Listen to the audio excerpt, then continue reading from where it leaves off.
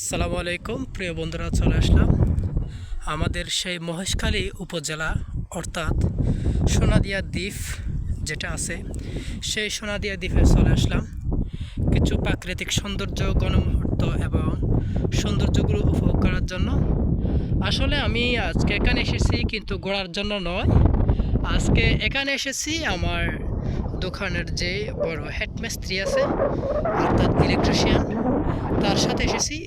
উনি নাকি একা, সে আমাকে নিয়ে আসছে, অর্থাৎ ওনার সাথে একটু আসছি। উনি একটি মোটরের কাজ করার জন্য এসেছে এই সোনাদিয়া দ্বীপে।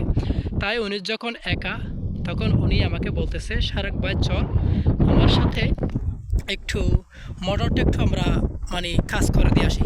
সেটার জন্য চলে আসলাম আমাদের সেই সোনাদিয়া দ্বীপে।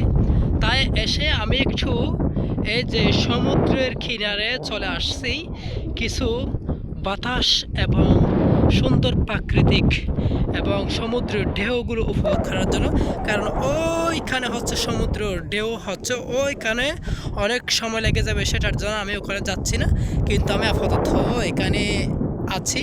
এই যে আপনারা দেখতে পাচ্ছেন এই সোনাদিয়া দ্বীপে ওইখানে অনেক ট্যুরিস্ট এসেছে, আপনারা দেখতে পাচ্ছেন। একটু জুম করে দেখাই আমি, ওখানে অনেক ট্যুরিস্ট এসেছে। এই যে দেখতে পাচ্ছেন ওগুলো হচ্ছে ট্যুরিস্ট, আর এগুলো হচ্ছে ওই যে থাবু, আর ওইখানে একটা থাবু দেখতে পাচ্ছেন। আর ওখানে একটা ছোট্ট একটা ছেলে দেখতে পাচ্ছি, ওই যে আমি জুম করে দেখাচ্ছি ছেলে। ওই ছেলের সাথে একটু যোগাযোগ করতে চাই, দেখি ওই ছেলেটা কী বলে। কিন্তু এখানে পানি একটু শুকায় গেছে, সেটার জন্য আমি ওই সমুদ্রের কিনারে যেতে পারছি না। আর যদি পানি আসে তখন যাব ইনশাল্লাহ।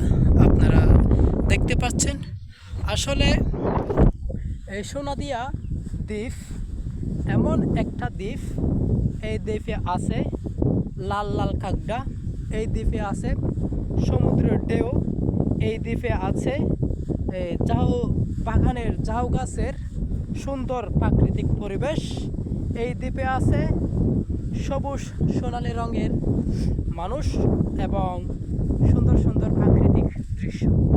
তাই এগুলো দেখার জন্য, ঘোরার জন্য আসলে এখানে আসলেই মনটা অনেক আনন্দিত হয়ে যায়, মনটা অনেক ভালো হয়ে যায়।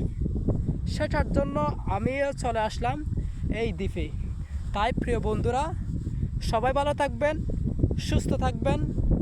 আল্লাহ হাফেজ।